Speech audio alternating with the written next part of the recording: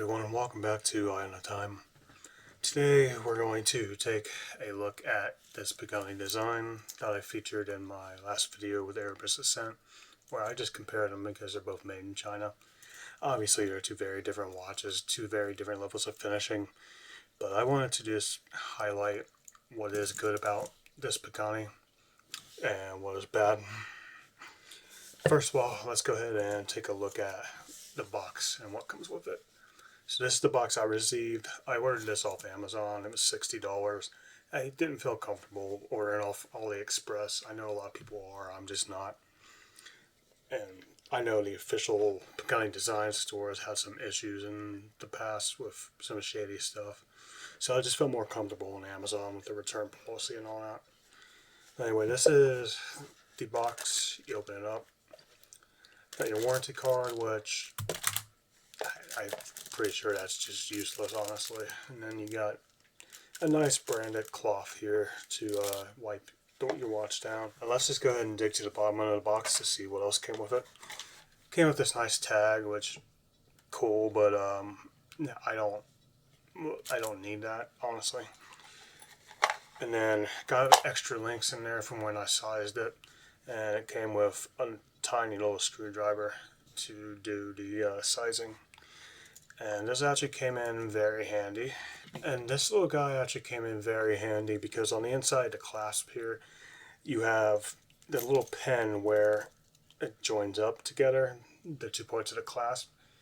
That was extremely loose. It kept falling out. It was a real pain to get back in. And eventually, once I was able to get it back in, I had to take this. There's a little notch on the top of it, and I had to jam it back in there to get it to stay. Since then, I haven't had any problems. Hopefully it'll stay that way. So let's talk about why I bought this watch. Now, most likely I will never be able to own a Rolex Daytona, and honestly it wouldn't be my first choice if I was actually buying a Rolex. But I do like the look, and this, homage, knockoff, whatever you want to call it, replica, it nails the look pretty good. This one is a bit different. There's obviously different variations of it where it nails the look better. I just went for more of the all black. Truly, I wanted a meteorite dial, but you couldn't get that with a black case and black bezel. For a daily beater watch, this has been perfect. It's got everything I need. It's got some lume. It's not the greatest. It's got the chronograph, which I actually do use a lot in the kitchen, the time stuff. And it's got the date window, and it just looks decent. The steel on this bracelet's pretty nice. I love the inscription here. It's got the Rolex style clasp here. You pop it open and you gotta reach in there, and yeah, it feels pretty solid, other than this part right here not being the gutter when I first got it. But I like it so far, and the bracelet, it's nice, it's good steel. It feels okay, it feels like a cheap watch, honestly. And it's heavier than the Erebus and some of my other watches, but I don't mind that. I actually kind of like that about it. So officially, this is the Pagani Design Sport PD-1644.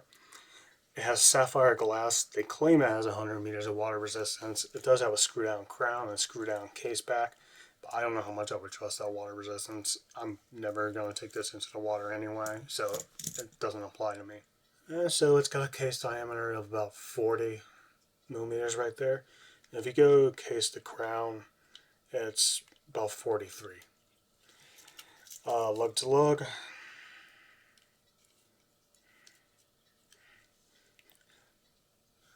Lug to lug comes in right about 48, just under. And what about the thickness? The thickness is not bad, actually. It's 11.8 is what it's telling me. So that's pretty good. Lug width, I believe, is 20. Yeah, lug width is 20 millimeters. So that's good that this bracelet is compatible with a wider range of other straps and bracelets. The one pain I would say about this bracelet, though, is it's got this little area for you to work with down there with the spring bars. And it didn't come with a spring bar tool. so luckily I have those. But to remove this bracelet, it's going to be probably a pain, I would imagine, so I'm never going to bother with it. I don't see this going on a leather strap at all anyway.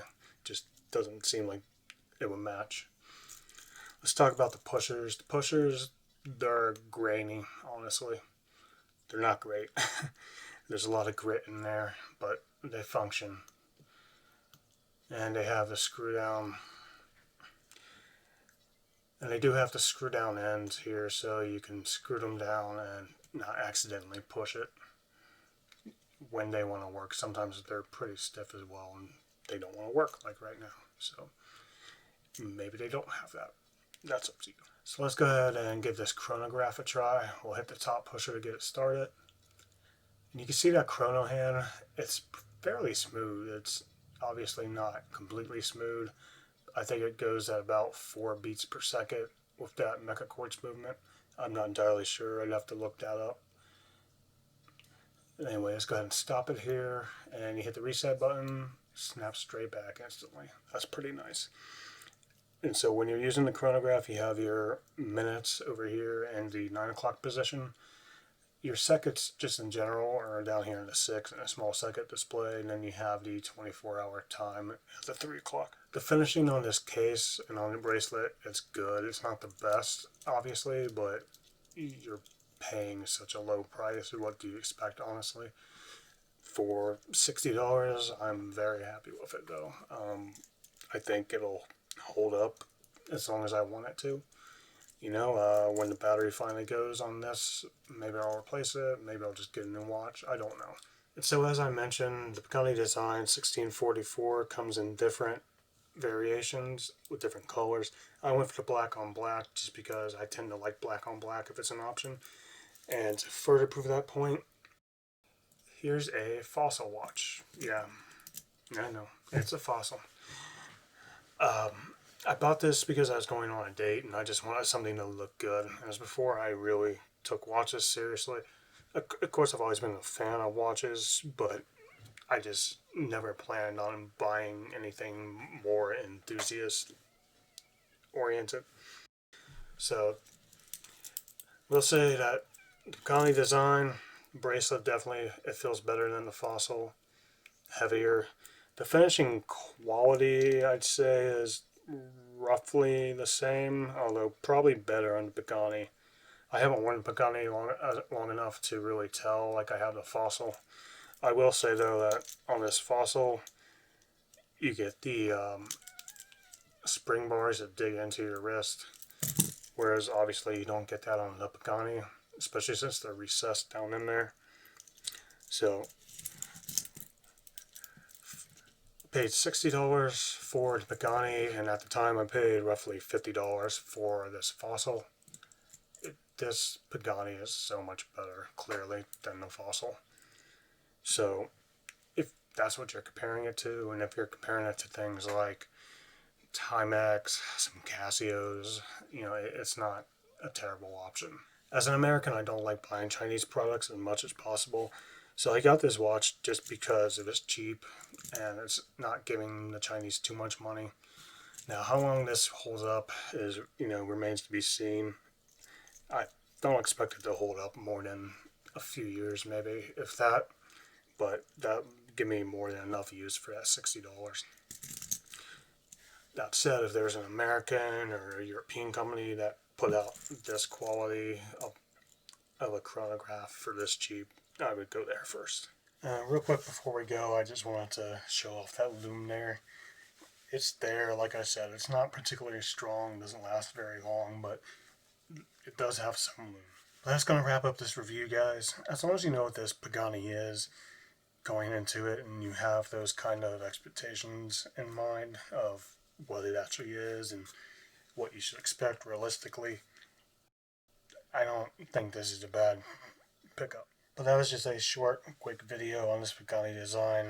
There won't be another one coming unless it's comparing it to something else. Thank you guys again for watching, and keep an eye on this.